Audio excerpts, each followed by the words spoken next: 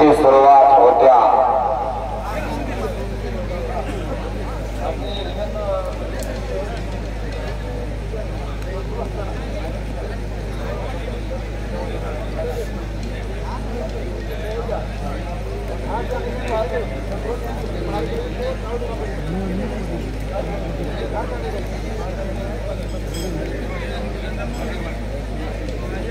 आणि कुस्तीला प्रारंभ झाला। आता मात्र तोंड बंद ठेवा, डोळे उघडे ठेवा आणि निवेदकाकडे कान लावा। बोला दादा। चौदंडी चालू झालेली आहे। चौदंडी गर्दणके चालू झाल्या। सलामीला लोकांना डाव करण्याचा प्रयत्न होता दादा शेळकेचा। एक मिनिट या कुस्ती मैदानासाठी एक मोठे पैलवान, जाणकार पैलवान, उप महाराष्ट्र केसरी दादा थोरात पैलवान, ज्यांची तब्येत त्या काळामध्ये हनुमानासारखी होती। अनेक लोक त्यांच्या त्या तब्येतीवर फिदा होत होते, कुस्ती प्रेमी, आणि त्याने या मैदानाला उपस्थित दाखवली। त्यांचं मी यात्रा कमिटीच्या वतीनं हार्दिक स्वागत करतो। बोला। बरीच मंडळी आहेत वरती। अतिशय सुंदर अशी कुस्ती सुरू झाली। मान मानकरांचे एकता खदाजमाचं काम चालू ठेवलं। ऑलिम्पिक भंडारा हजर आहेत, त्यांचंही यात्रा कमिटीच्या वतीनं मी स्वागत करतो। अन्य कुणाचा मी स्वागत करण्याचं कसं आहे ते नाराज होऊ नये अशी इच्छा व्यक्त करतो।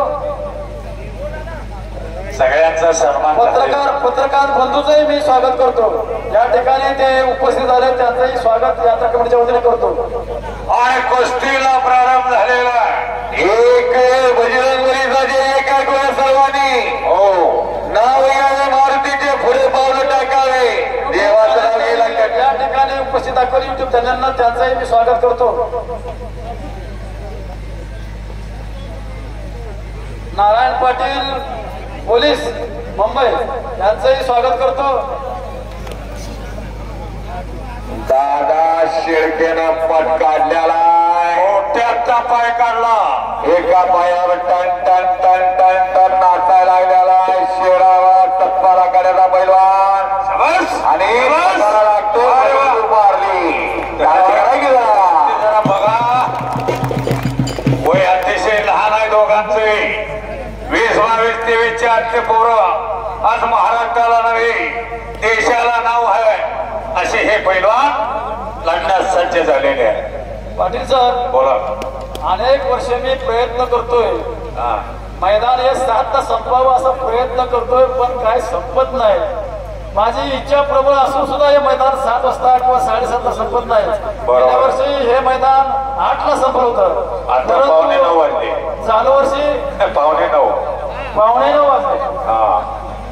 पण पुढच्या वर्षी आम्ही कमिटीला असा निर्णय घेतलाय की पुढच्या वर्षापासून हे कुस्ती मैदान फिरवून घेण्याचा निर्णय आम्ही घेतलेला आहे। फिरवून अतिशय चांगला निर्णय आहे।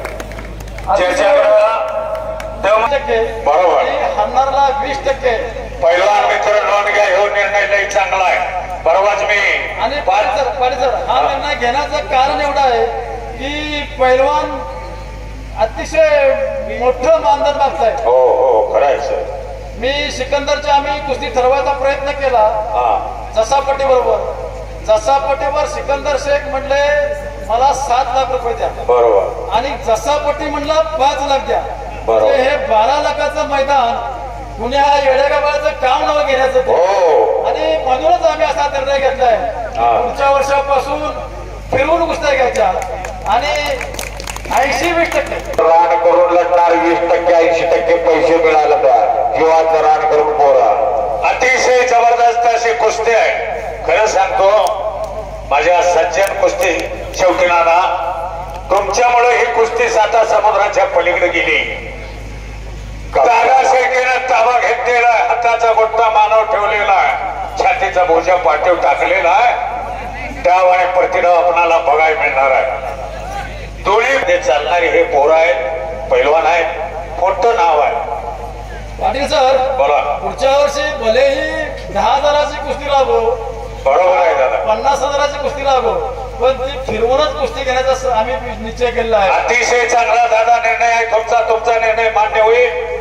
महाराष्ट्रानं तेच करावं. इथनं पुण्याला जायचं, मुंबईला जायचं, कर्नाटकात जायचं. 30 वर्ष माझे सहकारी मित्र इथं दिलीप महापुराने वारणेचे वस्ताद इंटरनॅशनल पैलवान आहे, त्यांना माहित आहे. 3 दिवस आम्ही पुण्याला काढलेला आहे. आत वळून घ्या कुस्ती. शाबास शाबास. फिरला टॉपला चाललाय. पुन्हा गोट्यात कपाट काढलेला आहे. पाटील सर, बोला. मगाशी आम्ही एक नाव घ्यायचं मी विसरलो. आम्हाला या कुस्ती मैदानासाठी संदीप पाटील वाणा हो, याने प्रत्येक वर्षी आम्हाला ते चांगली मदत करतात. बरोबर आहे दादा.